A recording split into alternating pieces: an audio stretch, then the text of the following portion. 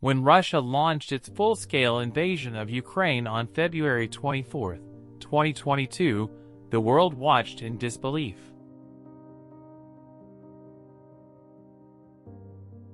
A brutal conventional war had returned to the heart of Europe. Ukrainian forces, outgunned and outnumbered, faced one of the most powerful militaries on the planet. Few believed they could hold their ground. But amid the chaos, a single weapon system emerged as a symbol of resistance. A drone built not in Washington, London, or Paris, but in Istanbul. The Bayraktar TB2. Developed by Turkey's Baykar Technologies, the Bayraktar TB2 wasn't new to the battlefield.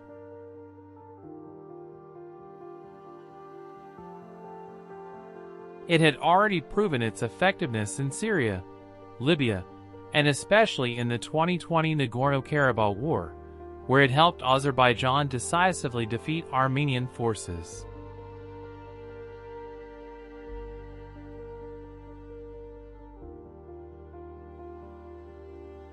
But Ukraine was a different story. A modern European country defending itself against a nuclear power.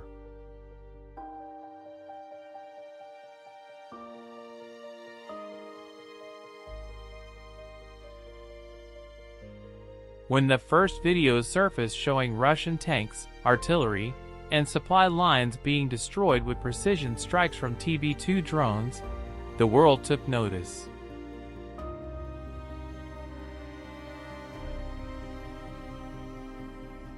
So how did a drone built by a NATO member, yet not among its military giants, become one of Ukraine's most effective tools in repelling Russian aggression?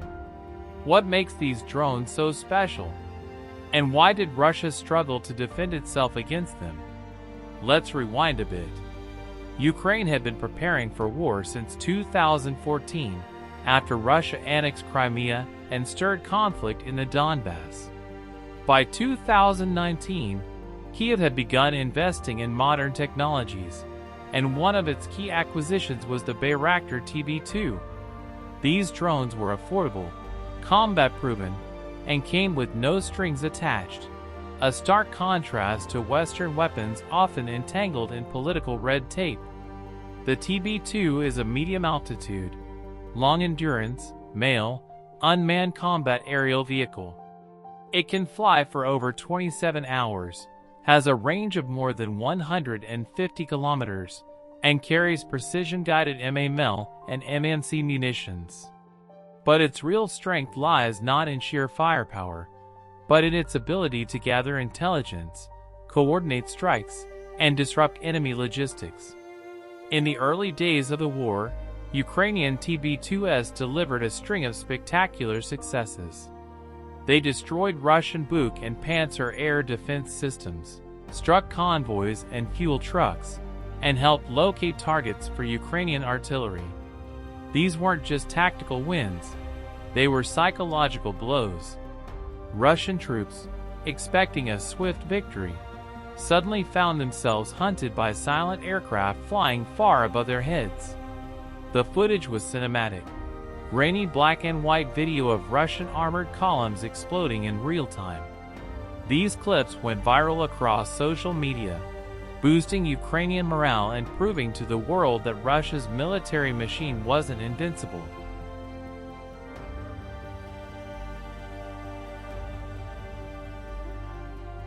The TB2 became more than a drone. It became a symbol of defiance, resilience, and smart warfare. But why couldn't Russia simply shoot them down? The answer is more complex than it seems. Russia does possess advanced air defenses, but these are designed for high-altitude threats, not small, slow, low-flying drones. Many of their systems were positioned to protect strategic targets, leaving frontline units vulnerable. The chaos of the early invasion also meant Russian columns were often moving without proper air cover. The TB2s exploited these gaps mercilessly. Moreover, the TB2's affordability and simplicity were strengths. Unlike the US MQ-9 Reaper, which costs tens of millions per unit, the TB2 costs around $5 million.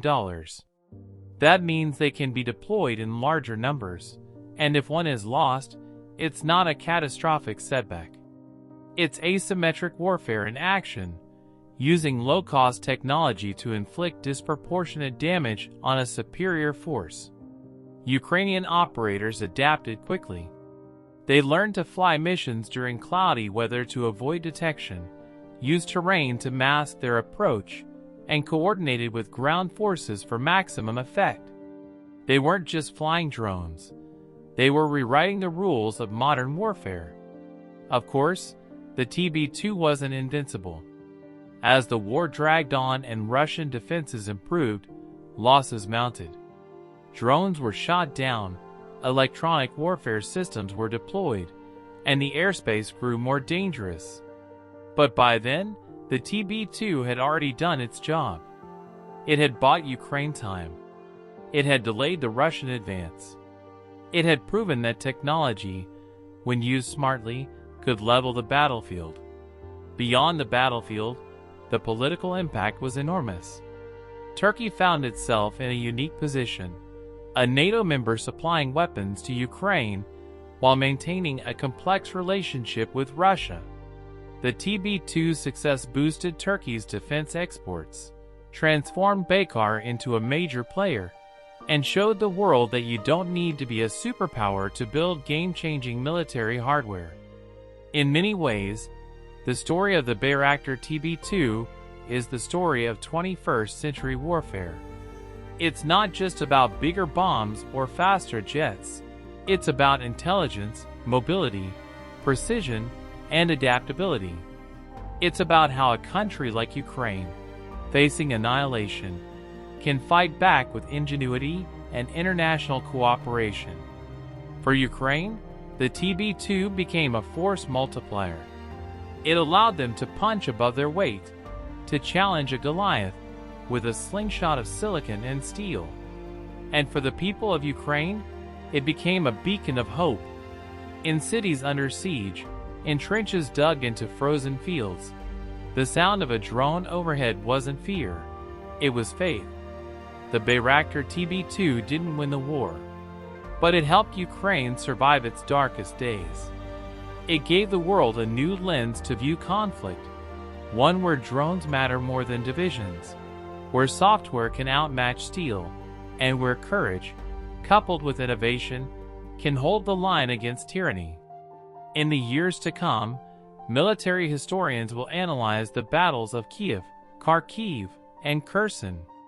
They'll study tank movements, artillery duels, and geopolitical chessboards. But they'll also watch grainy drone footage, filmed by a Turkish drone flown by a Ukrainian operator, and realize that in those blurry explosions lies the future of warfare. And perhaps, a lesson, that freedom, when defended with conviction and creativity, has a power no invading army can extinguish.